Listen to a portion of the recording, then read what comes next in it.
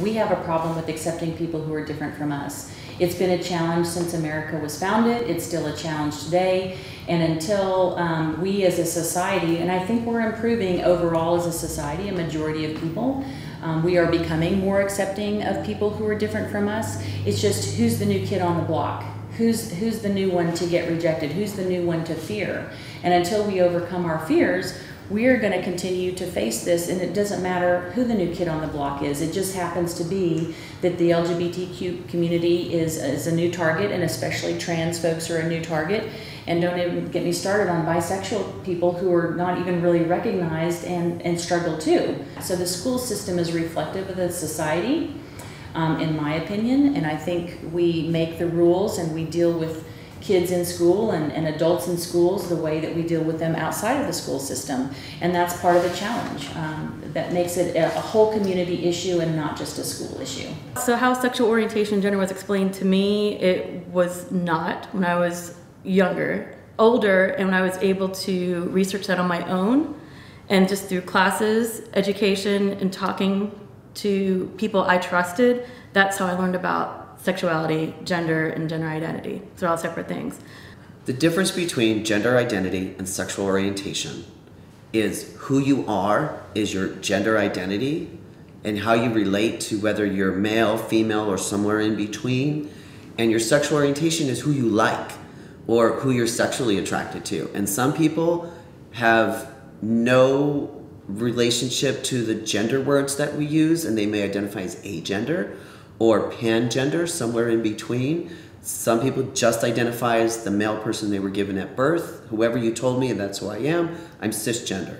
If I don't identify with the word you gave me, that what appears in my body, then I may be transgender or just not cisgender, which just means the same. Sexual orientation, affectional preference, who you like, who you love, your romantic attractions versus your sexual attractions. Some people are asexual, they have no interest in any of it.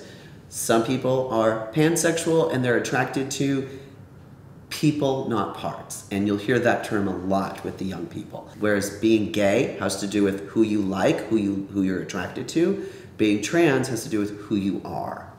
Transgender people and their rejection of transgender people cost a lot to society and to the people involved. In order to make public policy, they need to understand it. I sat through 6 hours of debate of the Texas State Legislature on bathroom bills. There were 11 hours, so I played hooky some of the time. But by and large, the legislators had no idea what being transgender meant or what the implications were. A lot of the testimony was mothers of transgender children telling them what being transgender was all about. As a trans man, one of the biggest things that I like to share with people is that my pronouns are not going to hurt anybody. My pronouns changed when I was 36, although I liked how I looked when I looked like a boy when I was a little kid. I just didn't know that being transgender was an option. There were no other trans men in existence in my realm growing up in suburban New Jersey. And other people's pronouns are not going to hurt people. You know, picking up an S or dropping an S from he to she is not going to do any damage to other people's children if they know a trans person. And the reality is we all know trans people. We're in the grocery store, we're your neighbors, we're your teachers, you know, we're your aunts, your uncles, your other, you know, fabulous people. And the other thing is many parents are afraid for what's going to happen to their transgender children. They're afraid they're not going to move out of the house, that they'll never get a job, that they won't get an education, that they'll never find somebody to love them.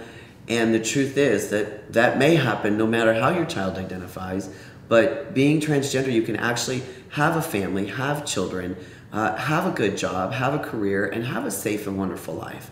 And that's what I have today.